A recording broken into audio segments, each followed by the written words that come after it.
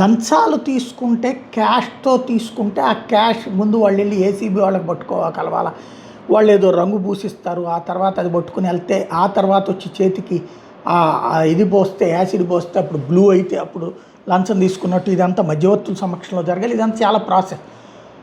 అయినా సరే లంచాలు తీసుకునేవాళ్ళు, ఎందుకంటే ధైర్యం ఏం కాదులే అన్నటువంటి.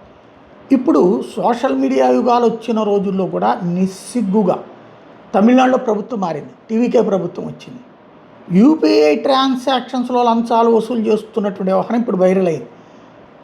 ఏదైతే తమిళనాడు గవర్నమెంట్ అధికారులు లంచాలని రైతుల దగ్గర నుంచి బెదిరించి మరి గూగుల్ పే ద్వారా వసూలు చేసుకున్నటువంటి ఉదంతం ఇప్పుడు సంచలనం సృష్టిస్తున్నటువంటి అంశం.